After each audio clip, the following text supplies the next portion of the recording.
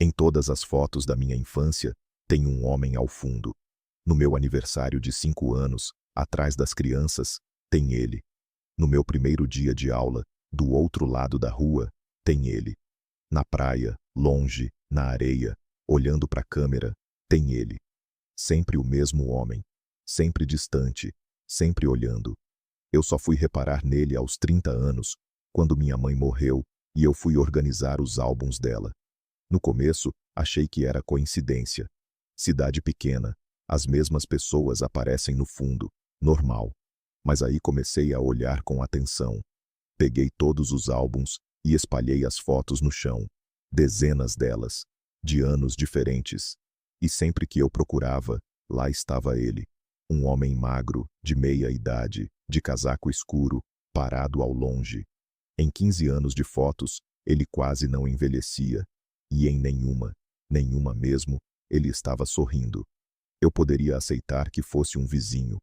Alguém da nossa rua que aparecia por acaso. Só que tinha um problema. A gente se mudou 3 vezes na minha infância. Cidades diferentes, estados diferentes. E em todas elas, ele aparecia. Na festa junina da escola nova, a 400 quilômetros da cidade antiga, lá estava o mesmo homem, no canto da foto, olhando para mim. Ali aquilo deixou de ser estranho e virou assustador. Mostrei as fotos para a família inteira. Tios, primos, os amigos antigos da minha mãe. Ninguém sabia quem ele era. Alguns nem tinham reparado nele em décadas olhando aquelas fotos. Foi quando uma tia, a mais velha, pegou uma das fotos, ficou branca e disse: "Eu preciso te mostrar uma coisa que sua mãe guardou a vida inteira." Ela tirou de uma gaveta velha uma foto antiga, amarelada. Era a minha mãe, jovem, uns 20 anos, sorrindo. E do lado dela, de braço dado, estava o homem. O mesmo homem das minhas fotos.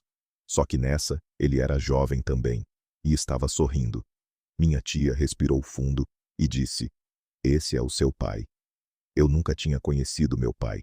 Minha mãe sempre disse que ele foi embora antes de eu nascer, e que não valia a pena procurar. Mas não foi bem assim. Os dois se separaram quando eu era bebê, de um jeito feio. Minha mãe pediu uma só coisa na justiça: que ele nunca mais chegasse perto. E ele aceitou. Cumpriu. Nunca tocou a campainha. Nunca mandou uma carta. Nunca disse uma palavra. Mas nunca conseguiu ir embora de verdade. Minha tia me deu um endereço. Era de um asilo, na cidade onde a gente morou primeiro. Quando cheguei, me disseram que eu tinha chegado tarde. Ele tinha falecido 3 semanas antes, mas deixou uma caixa com o meu nome escrito em cima. Dentro tinha centenas de fotos. As mesmas cenas da minha infância, mas tiradas do outro lado, do ponto de vista dele. Cada foto tinha uma data atrás, escrita à mão. E embaixo da data, uma frase curta. Primeiro dia de aula. Estava com medo, mas não chorou. 7 anos. Cortou o cabelo sozinho. Ficou lindo. Formatura. Eu chorei escondido atrás do carro. Ele esteve em tudo. Cada aniversário, cada conquista, cada dia importante da minha vida. Sempre do outro lado da rua. Sempre em silêncio. A última foto da caixa era do enterro da minha mãe. Ele estava lá, no fundo, longe de todo mundo, de casaco escuro, como sempre.